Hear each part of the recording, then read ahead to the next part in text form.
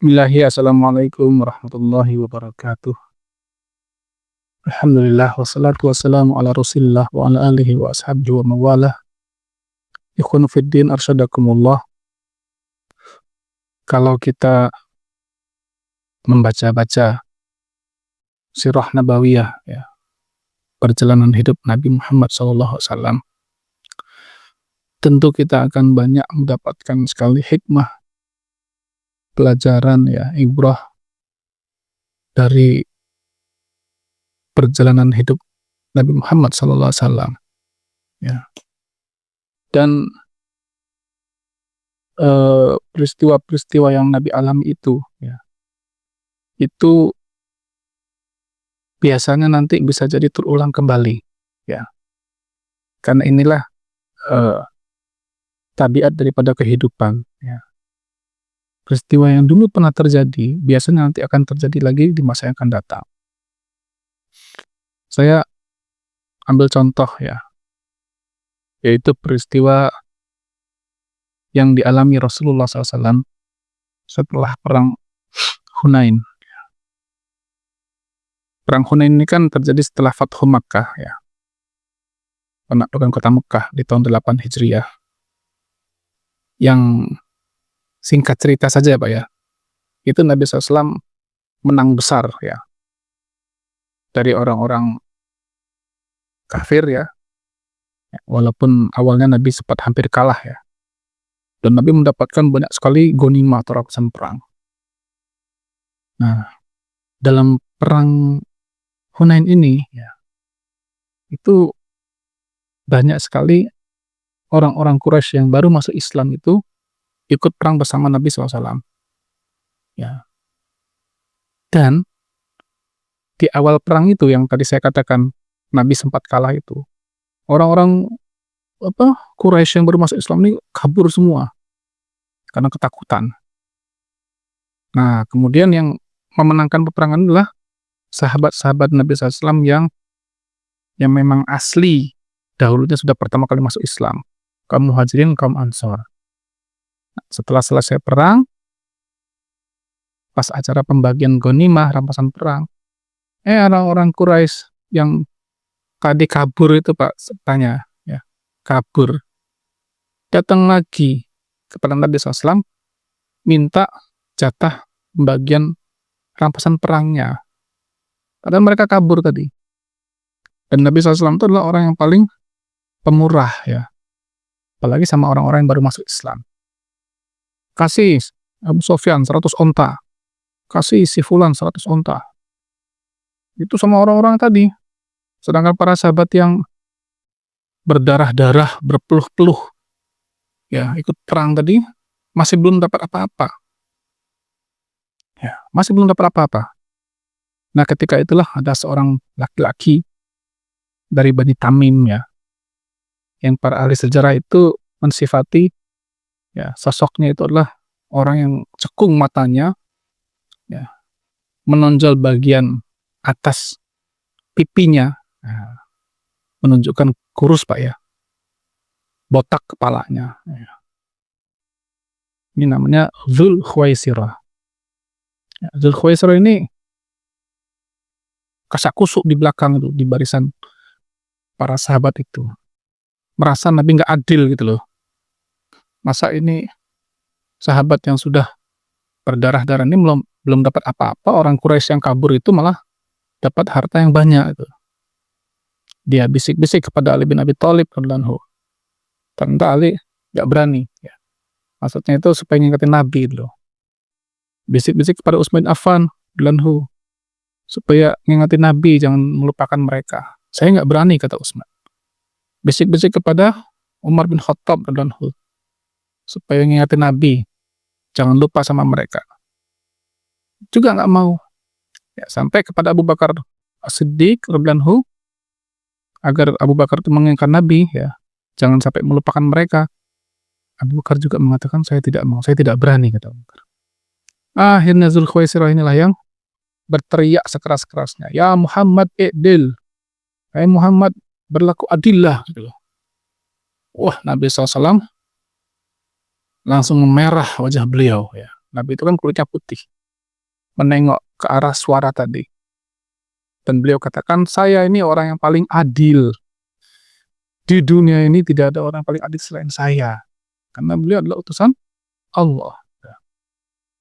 Akhirnya karena omongannya Zulkhuwaisir ini nggak digubris sama Nabi, ya, udah dia pergi dengan hati yang kecewa.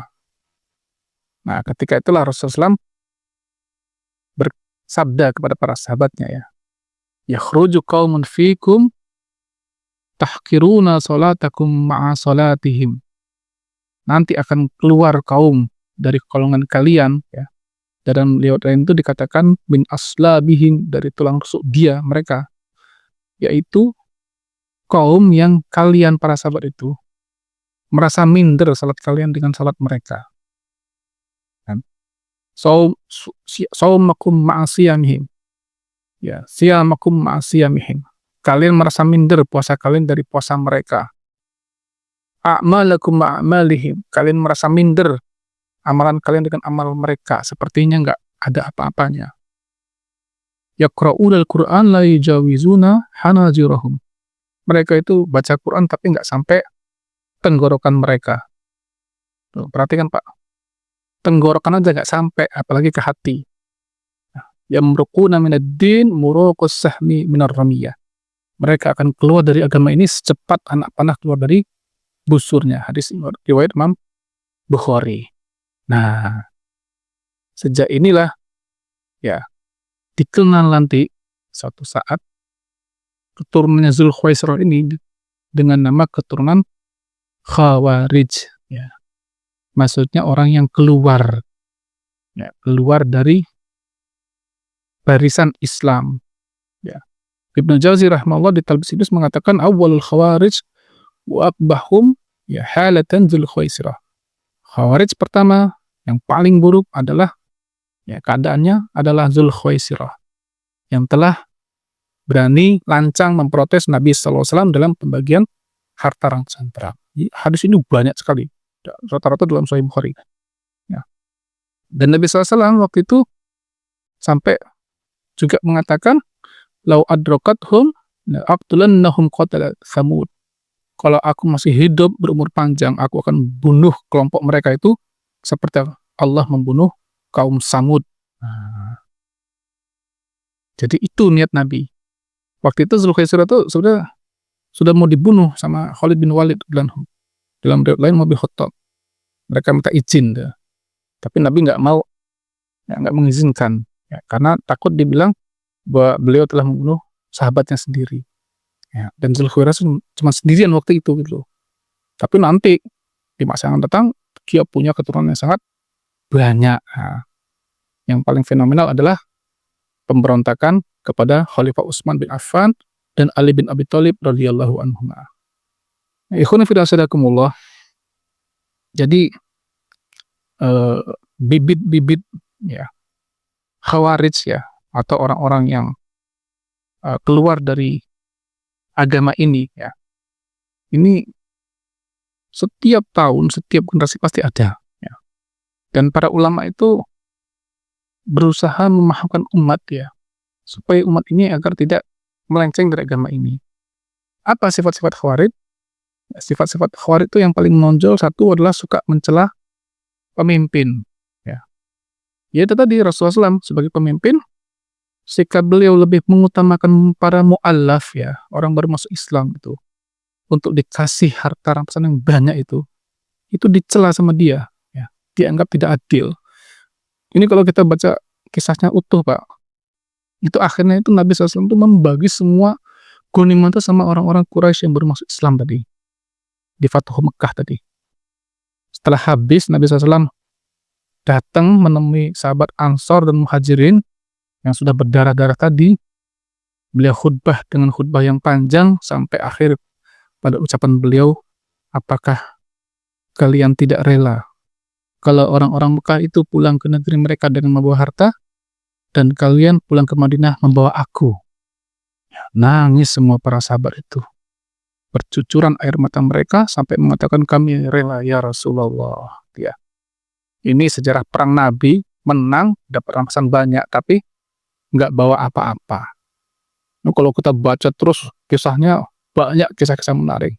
Seolah kapan-kapan kita bahas lagi, Pak, ya.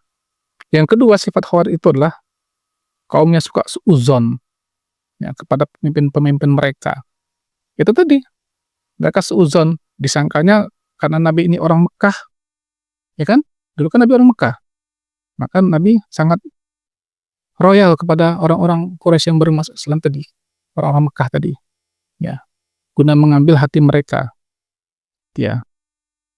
Dianggap Nabi lebih menyayangi orang Quraisy, ya, yang padahal baru masuk Islam daripada sahabat-sahabat lain yang berasal dari Madinah atau kaum Ansor ataupun yang Muhajirin. Padahal nggak seperti itu, ya, karena memang agama ini, ya, memerintahkan kita itu adalah memberikan bagian-bagian daripada zakat, termasuk, ya, ghanimah, juga kepada orang-orang yang baru masuk Islam, agar membuat mereka itu nyaman berada dalam Islam. Tuh. Yang ketiga, sikap Khawarij itu adalah suka berlebih-lebihan dalam ibadah.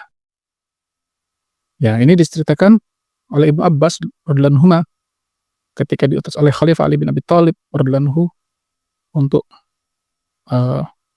mendakwahi orang-orang Khawarij yang memerangi Khalifah Ali.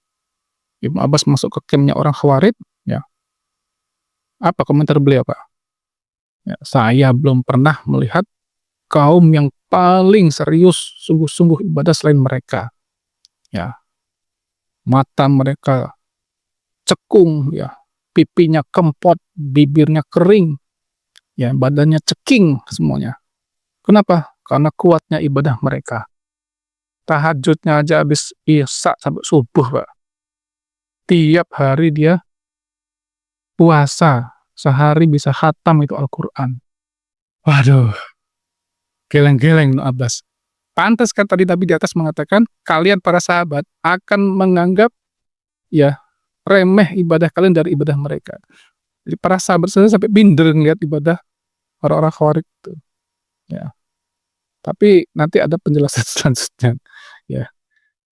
Selanjutnya orang Khawarij telah menghalalkan darah kaum muslimin. Nah, itu ciri-ciri Khawarij, ya. Walaupun sekarang mungkin kelompoknya nggak nama Khawarij, ya, namanya macam-macam nanti. Ya, tapi kalau mengatakan di luar kelompok kita kafir, ya, halal darahnya, halal hartanya, itu namanya Khawarij, walaupun bukan bernama Khawarij. Yang terakhir, nah, biasanya orang Khawarij ini adalah orang-orang yang bodoh. Nah, kenapa dikatakan bodoh? Itu tadi, saking kuatnya ibadah, fokus ibadah, ya kapan mau belajarnya? Dia kan kapan mau belajarnya, gitu loh. Ya. Dia baca Quran nggak sampai tenggorokan, apalagi ke hati. Kalau orang satu hari hatam Quran tiap hari, Pak, terus gimana dia memahami ayat-ayat Al-Quran? Dan Nabi bersabda juga dalam Sahih Bukhari, ya, yakhruju qaumun fi akhiriz zaman, akan keluar satu kaum di akhir zaman, ya, orang-orang yang, ya, ahdatsul asnan, orang-orang yang umurnya masih muda, ya, masih muda banget, sufahaul ahlam, mereka itu orang-orang yang bodoh, ya kan? Tuh. Masih muda, masih terlalu bersemangat, bergejolak, darah muda, ilmu sedikit, ya kan? Kemudian mengkafir-kafirkan generasi-generasi senior mereka, orang-orang tua mereka, pemimpin-pemimpin mereka yang sudah berjuang, berjibaku untuk membela agama. Nah, inilah pentingnya kita, Pak, mempelajari agama dengan benar, dengan sungguh-sungguh, dengan serius, ya, jangan sedikit-sedikit, ya. Ngeri kalau kita belajar agama hanya sedikit-sedikit, ya, anak-anak pondok yang cuma belajar 4 tahun, 6 tahun itu, saya sering bilang sama murid-murid saya, kamu 4 tahun, 6 tahun itu belum dapat apa-apa, belum bisa apa-apa. Anda harus belajar lagi yang lebih tinggi, Anda harus baca buku yang lebih banyak, lebih sering merapat kepada para ulama. Karena sebenarnya kalian itu baru dapat kuncinya saja, ibaratnya kunci perpustakaan, belum masuk ke dalam perpustakaannya. Mudah-mudahan sedikit bermanfaat bagi saya dan ikhwan sekalian. Ya, lebih kurang mohon maaf. Barakallahu fikum. Assalamualaikum warahmatullahi wabarakatuh.